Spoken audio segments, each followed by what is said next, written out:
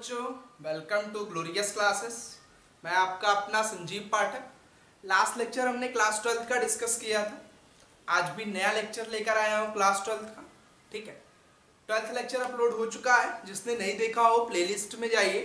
Playlist में एक playlist बनी होगी, क्लास 12th के नाम से बनी होगी और उस पर लिखा होगा रिप्रोडक्शन ऑर्गेनिज्म। ठीक है, उसे ओपन करिए, उसमें आपको सारे लेक्चर्स मिल जाएंगे। वहां से विजिट करके सारे लेक्चर्स को देख लीजिए। आज हम नेक्स्ट लेक्चर स्टार्ट कर रहे हैं।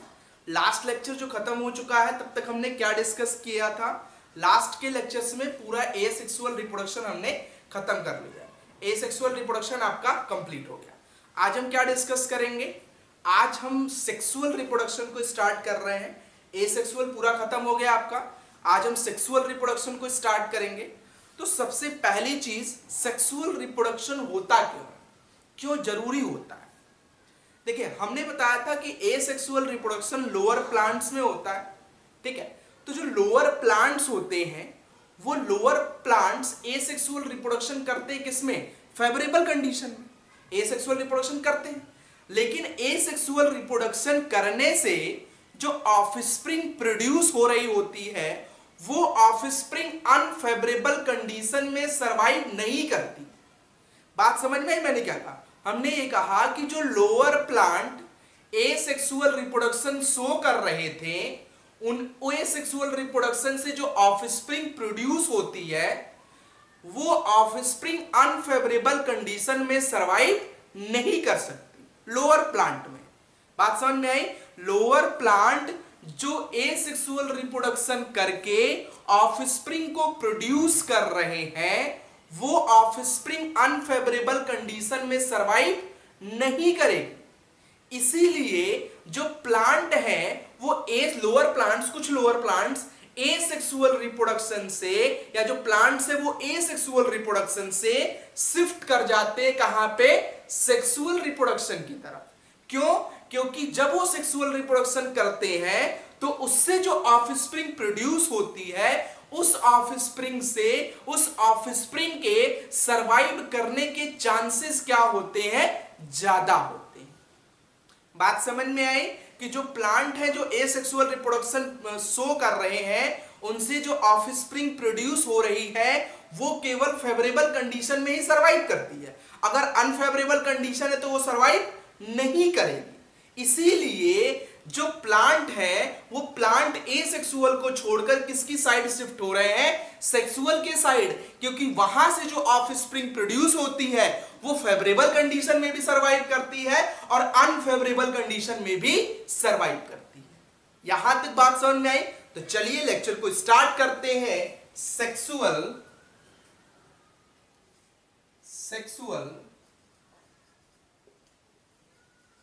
रिप्रोडक्शन। Sexual reproduction. चलिए, तो क्या डिस्कस करना है? Sexual reproduction. दूसरा पार्ट ये, पहला एसेक्सुअल रिप्रोडक्शन था। अब देखो, अभी यहां पे हमने क्या कहा कि जो लोअर प्लांट है, ठीक है, लोअर प्लांट है, लोअर प्लांट है, ये लोअर प्लांट क्या शो करते हैं? एसेक्सुअल रिप्रोडक्शन अभी तक शो कर रहे थे। क्या शो कर रहे हैं?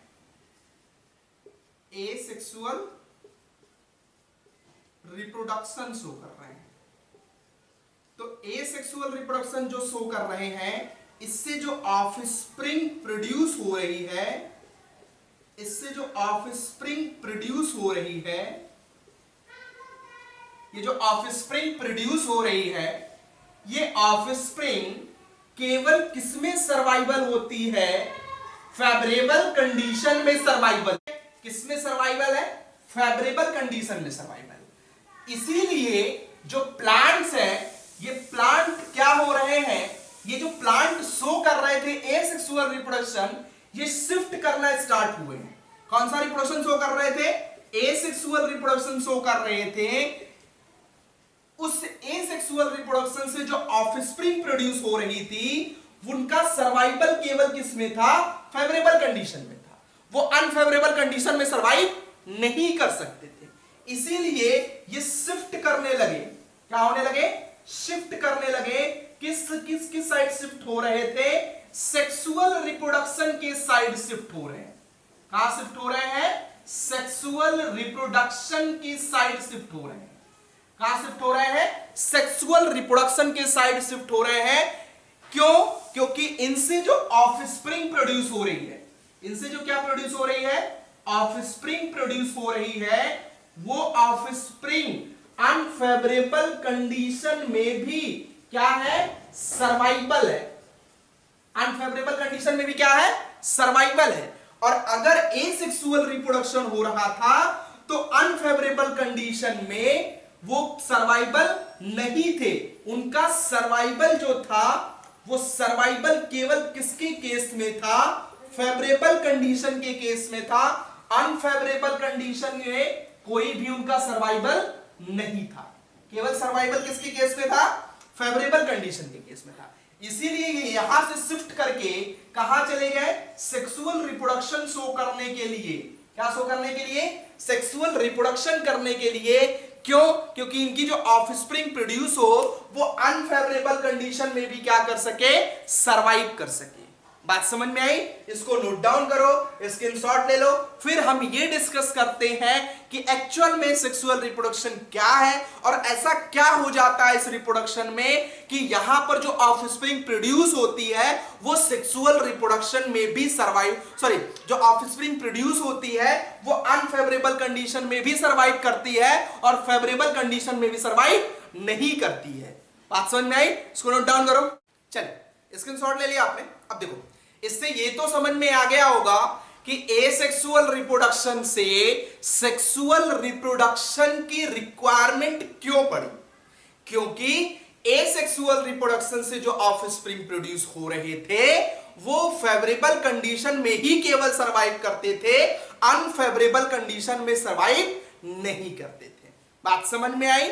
चलिए अब डिस्कस करते हैं कि ऐसा क्या है कि यहां पर अनफेवरेबल कंडीशन में भी सर्वाइवल पॉसिबल होता है लिविंग ऑर्गेनिज्म का। ठीक है, चलिए तो नेक्स्ट स्टार्ट करते हैं सेक्सुअल रिप्रोडक्शन। तो सबसे पहली चीज, हेडिंग तो आपने डाला ही है सेक्सुअल रिप्रोडक्शन, इसमें प्रोसीड करते हैं। देखिए सपोज पहली चीज तो सेक्सुअल रिप्रोडक्शन जो होता है, two parents are involve in sexual reproduction. Two parents are involve, दो पेरेंट इन्वॉल्व होते हैं। इसीलिए इसे क्या कहते हैं कि ये जो सेक्सुअल रिप्रोडक्शन है ये क्या होता है? एक्चुअल में बाई पेरेंटल होता है। क्या होता है? By parental. तो यहां पे दो पेरेंट इन्वॉल्व होंगे। तो सपोज यहां पे आपने क्या ले रखा है? एक पेरेंट मेल ले रखा है और यहां पे एक पेरेंट क्या ले रखा है आपने? फीमेल ले रखा है। दो पेरेंट लिया है, यहां पे दो पेरेंट इन्वॉल्व हो रहे हैं, दो पेरेंट इन्वॉल्व हो रहे हैं। इसीलिए क्या कहते हैं कि ये रिप्रोडक्शन कैसा है? That is by parental. इसीलिए क्या कहते हैं कि ये रिप्रोडक्शन कैसा है? बाई पेरेंटल है। अब सेक्सुअल रिप्रोडक्शन के केस में सेक्स ऑर्गन प्रेजेंट होते हैं। तो मेल में क्या होगा? मेल के केस में आप देखोगे तो मेल में क्या होगा? मेल रिप्रोडक्टिव सिस्टम होगा, मेल रिप्रोडक्टिव सिस्टम होगा। और अगर फीमेल में आप देखोगे तो फीमेल में क्या होगा? फीमेल रिप्रोडक्टिव सिस्टम एग्जिस्ट करेगा। इनके केस में क्या होगा? फीमेल रिप्रोडक्टिव सिस्टम प्रेजेंट होगा। तो मेल में मेल रिप्रोडक्टिव सिस्टम प्रेजेंट है और फीमेल में क्या है? फीमेल रिप्रोडक्टिव सिस्टम प्रेजेंट है। मतलब इसमें क्या है? सेक्स ऑर्गन भी क्या होते हैं? प्रेजेंट होते हैं। सेक्स ऑर्गन क्या होते हैं? प्रेजेंट होते हैं। ठीक है, अब देखो मेल रिप्रोडक्टिव सिस्टम में क्या होगा? मेल सेक्स ऑर्गन होगा। ये मेल सेक्स ऑर्गन और फीमेल में क्या होगा?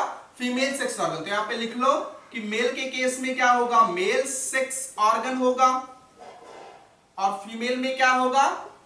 फीमेल सेक्स ऑर्गन होगा। ठीक है, अब देखो मेल में मेल सेक्स ऑर्गन क्या है? मेल के केस में मेल सेक्स ऑर्गन है दैट इज टेस्टिस।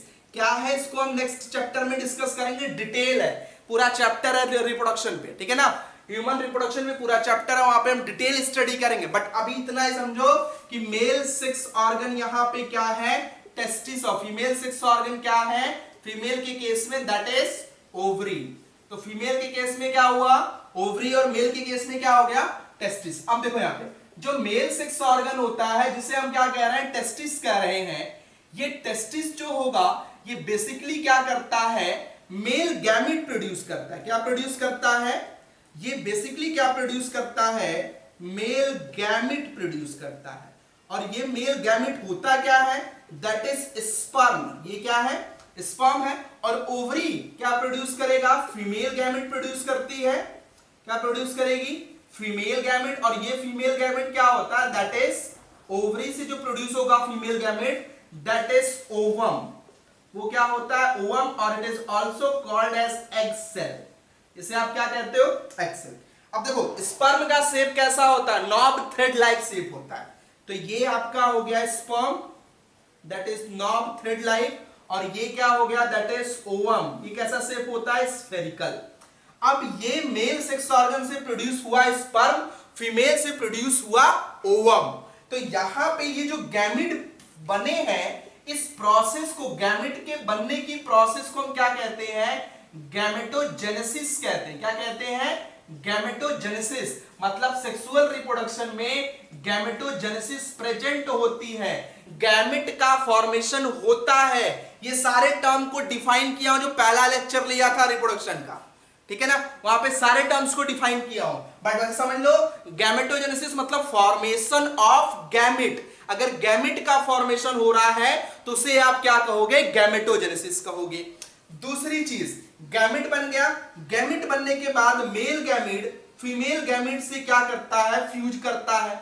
और फ्यूज करने के बाद जब मेल गैमेट फीमेल गैमेट से फ्यूज करता है तो एक सेल का फॉर्मेशन होता है, डिप्लॉयड सेल का, जिसे हम क्या कहते हैं, जाइगोट कहते हैं। क्या कहते हैं, जाइगोट कहते हैं। और इस मेल गैमेट और फीमेल गैमेट के, इस मेल गैमेट और फीमेल गैमेट के फ्यूज करने की प्रोसेस को, मेल गैमेट और फीमेल गैमेट के फ्यूज करने की प्रोसेस को हम क्या कहते हैं, फर्टिलाइजेशन कहते हैं। क्या कहते हैं, फर्टिलाइजेशन।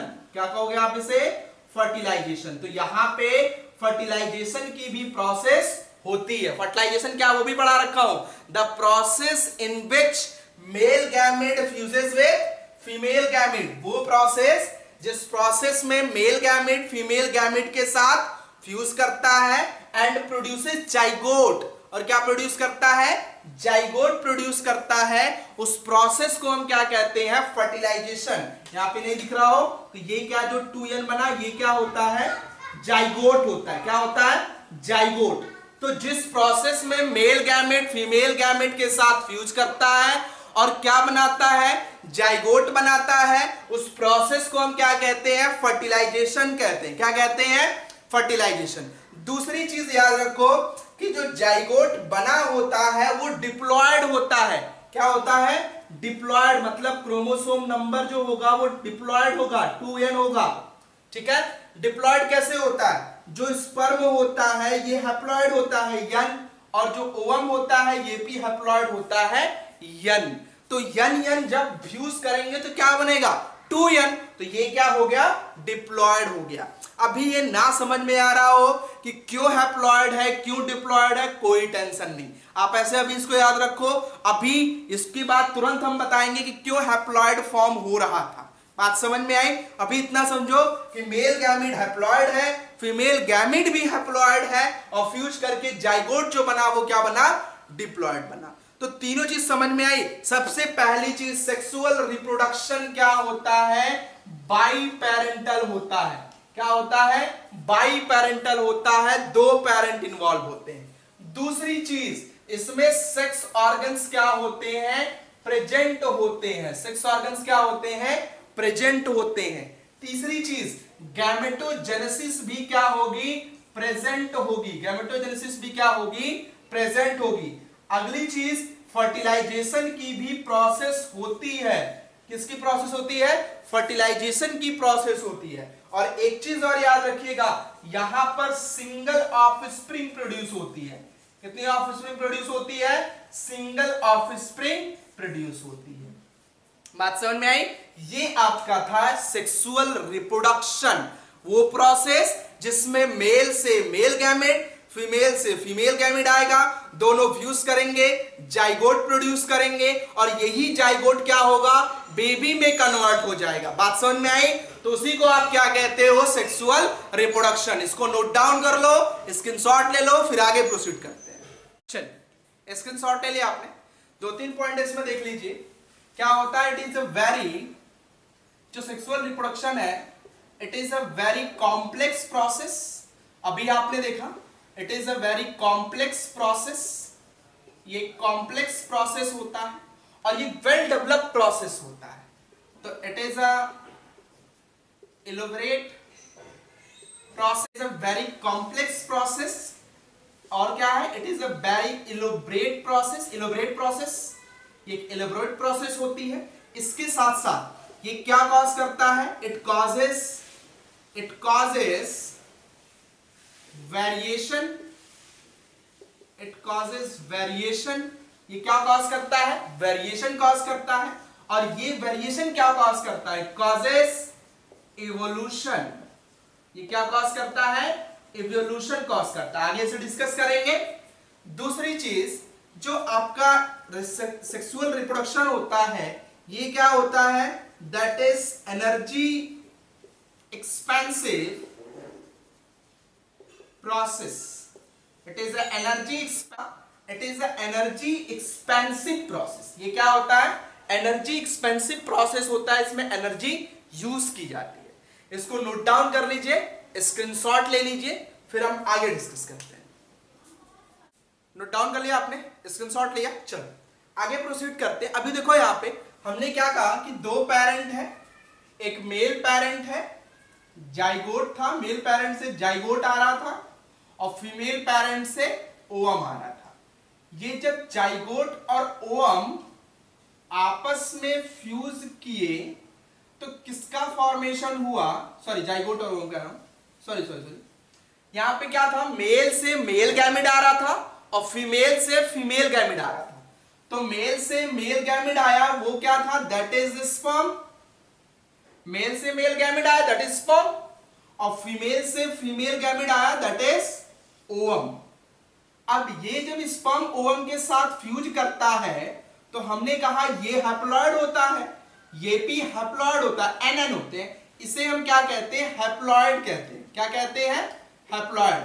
जब किसी सेल के अंदर क्रोमोसोम नंबर हाफ हो, n हो, तो उसे आप क्या कहोगे, हैप्लॉइड सेल कहोगे। तो हैप्लॉइड है। जब ये एनएन फ्यूज करते हैं तो फ्यूज करके एक नई सेल बनाते हैं। जो नई सेल बनती है उसके अंदर क्या होता है, 2n होता है। तो ऐसी सेल्स को हम क्या कहते हैं, डिप्लॉयड कहते हैं। क्या कहते हैं, डिप्लॉयड। और ये जो सेल बनी, इस सेल को हम क्या कहते हैं, दैट इज कॉल्ड जाइगोट। इसे क्या कहते हैं, जाइगोट कहते हैं।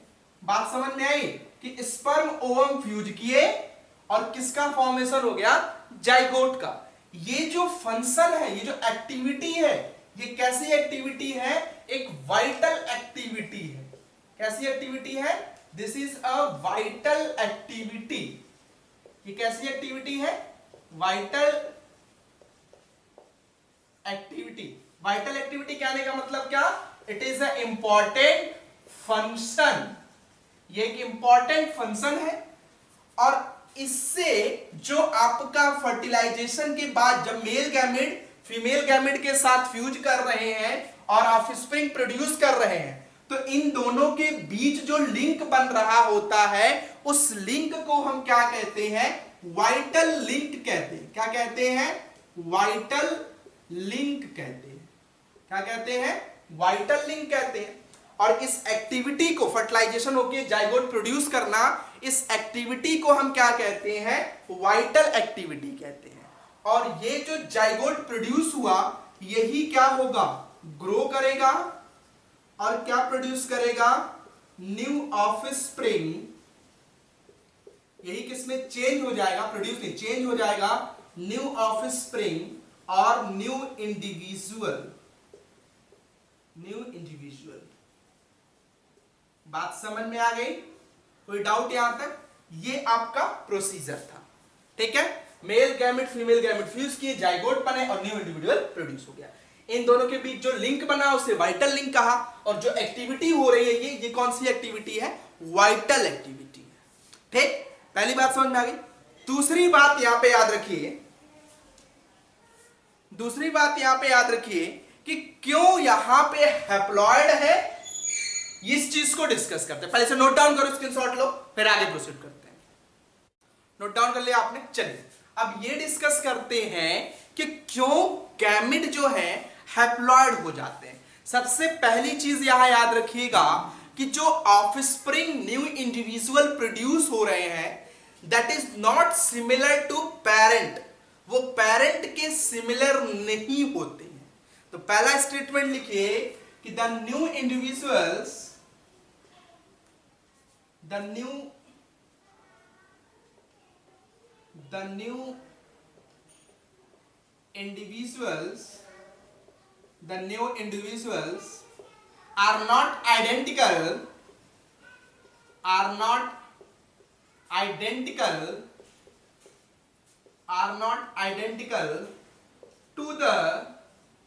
are not identical to the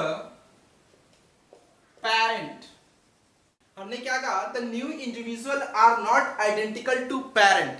जो नए इंडिविजुअल्स होते हैं वो पेरेंट्स के आइडेंटिकल नहीं होते हैं। आइडेंटिकल होते तो क्या होता? क्लोन फॉर्म होता। लेकिन सेक्सुअल में कभी भी क्लोन फॉर्मेशन नहीं होता है। तो यहां पे जो इंडिविजुअल्स प्रोड्यूस होंगे ये आइडेंटिकल कभी भी नहीं हो सकते। किसके? पेरेंट के आइडेंटिकल कभी भी नहीं हो सकते। कैसे? समझो ऐसा हो क्यों रहा है। होता क्या है कि during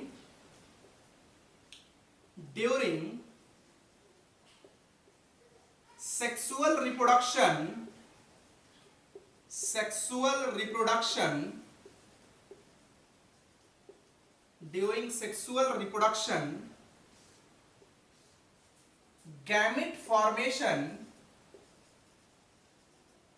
gamete formation is occur during sexual reproduction। Gamete formation is occur, gamete बनता है। और गैमेट कैसे बनता है? Bye meiosis. किस प्रोसेस के थ्रू बनता है? मियोसिस के थ्रू। आगे पूरा डिटेल डिस्कस करेंगे, बट अभी थोड़ा सा डिस्कस कर रहे हैं कि सेक्सुअल रिप्रोडक्शन के टाइम पे क्या होता है? गैमेट होता है फॉर्म, और किस प्रोसेस के थ्रू? मियोसिस के थ्रू। और मियोसिस क्या है? एक टाइप का cell division. It is a type of cell division. ये एक टाइप का सेल डिवीजन है। कैसे होता है? जैसे मान लो एक सेल है जिसके अंदर क्रोमोसोम नंबर क्या है? 2 है। ये जब डिवाइड करेगी तो डिवाइड होने के बाद इसमें क्रोमोसोम नंबर क्या हो जाते हैं? हाफ हो जाते हैं, यन हो जाते हैं। तो आप देखो डिवाइड करने से पहले क्रोमोसोम नंबर 2n था, मतलब ये सेल क्या थी? डिवाइड करने से पहले ये सेल डिप्लॉयड थी। लेकिन डिवाइड होने के बाद ये क्या हो गई? हैप्लॉयड हो गई। तो अगर ये सेल डिवाइड करके गैमेट प्रोड्यूस करेगी तो ये गैमेट भी क्या होगा? हैप्लॉयड होगा। तो गैमेट हैप्लॉयड इसलिए होता है क्योंकि उसमें क्या हो रहा होता है? मियोसिस हो रहा होता है। क्या हो रहा होता है? मियोसिस होता है। और यही मियोसिस जो होता है, मियोसिस क्या कॉज करता है? Meiosis causes variation. यही मियोसिस क्या कॉज करता है? वेरिएशन कॉज करता है, चेंजेस कॉज करता है। तो मियोसिस क्या कॉज करता है? वेरिएशन कॉज करता है, चेंजेस कॉज करता है। ठीक है, जिससे क्या होता है कि जो ऑफस्प्रिंग्स होती हैं, offspring are able to survive in unfavourable condition. बात समझ में आई कि वेरिएशन हो रहा है, इसीलिए जो ऑफस्प्रिंग्स होती हैं वो एबल होती हैं to survive in unfavourable condition. उनके पास एबिलिटी होती है कि वो अनफेवरेबल कंडीशन में भी क्या कर सकते हैं? सर्वाइव कर सकते हैं। और फेवरेबल में तो नॉर्मल सी बात है कि वो सर्वाइव करेंगे। इसके वेरिएशन होने से ये भी हो जाता है कि ये अनफेवरेबल कंडीशन में भी क्या है, सर्वाइवल है, अनफेवरेबल कंडीशन में भी ये सर्वाइव कर सकते हैं। क्लियर हुई बात, यहां तो कोई डाउट नहीं हुआ। एक चीज और यहां पे याद रखो कि जो मियोसिस होता है ये कैसे वेरिएशन कॉज कर देता है, वेरिएशन कैसे कॉज कर देता है, ये वेरिएशन क्यों आ जाता है, वेरिएशन कैसे कॉज कर देता है। तो ये मियोसिस ऐसा क्या होता है मियोसिस में कि वेरिएशन हो जाता है। देखो यहां पे मियोसिस होगी तो गैमेट बनेगा, तो गैमेट किससे किससे आ रहा है, मेल गैमेट जो है, ये मेल वाला जो गैमेट है, ये मेल गैमेट मेल से आ रहा है, फीमेल वाला गैमेट किससे आ रहा है, फीमेल से आ रहा है। तो ये फीमेल गैमेट किससे आया, फीमेल से। मेल से जो है मेल गैमेट, ये जो मेल गैमेट है ये मेल गैमेट भी किससे बना, मियोसिस से। फीमेल गैमेट भी किससे बना, मियोसिस से। अब आप एक बात बताओ, ह्यूमन में टोटल नंबर ऑफ क्रोमोसोम कितने होते हैं, 46 क्रोमोसोम्स होते हैं। ह्यूमन में टोटल नंबर ऑफ क्रोमोसोम्स कितने हैं, 46 क्रोमोसोम है ह्यूमन के अंदर। टोटल नंबर ऑफ क्रोमोसोम कितने हैं, 46। तो अगर हैप्लॉइड हुआ, हैप्लॉइड होने का मतलब आधा हो जाना, अरे भाई 2n था, 2n था, 2n का आधा n मतलब क्रोमोसोम नंबर हाफ हो गया ना। तो यहां पे कितना क्रोमोसोम नंबर हो जाएगा, 23। तो आप बताओ 50% क्रोमोसोम कौन लेकर आ रहा है, मेल लेकर आ रहा है, और 50% क्रोमोसोम कौन लेकर आ रहा है, फीमेल लेकर आ रही है। तब दोनों के फ्यूज करने से क्या बन रहा है, जाइगोट बन रहा है। तो इसके अंदर 50% कैरेक्टर मेल से आया होगा, 50% कैरेक्टर फीमेल से आया होगा। तो दोनों के पास कुछ अलग अलग कैरेक्टर्स रहेंगे ना, दोनों कैरेक्टर्स मिलेंगे तो क्या कॉज कर देंगे, वेरिएशन कॉज कर देंगे। क्या कॉज कर देंगे, वेरिएशन। तो इसीलिए मियोसिस क्या कॉज करता है, वेरिएशन कॉज करता है। बात समझ में आ गई पूरी, कोई दिक्कत नहीं है यहां तक। इसको नोट डाउन कर लो, स्क्रीनशॉट ले लो, फिर हम नेक्स्ट डिस्कस करेंगे। प्रोड्यूस निकल गया, नेक्स्ट क्या डिस्कस करेंगे, नेक्स्ट लेक्चर में हम डिस्कस करेंगे कि कौन कौन से फेजेस हैं सेक्सुअल रिप्रोडक्शन के और कौन कौन से इवेंट्स होते हैं सेक्सुअल रिप्रोडक्शन के। बात समझ में आई, इसको क्लियरली नोट डाउन कर लिए। फिर नेक्स्ट लेक्चर में मिलते हैं एक फ्रेश एंड न्यू टॉपिक के साथ, और वो टॉपिक क्या है, that is the different phases of sexual reproduction. ये मोस्ट इंपॉर्टेंट टॉपिक है, क्वेश्चन एक नंबर में पूछ लिया आते, इससे कंपटीशन लेवल पे भी इंपॉर्टेंट होता है। बात समझ में आई, इस लेक्चर को देख लीजिएगा, जो डाउट होगा उसे कमेंट सेक्शन में मेंशन करिएगा। बात समझ में आई, नोट डाउन करिए इसको।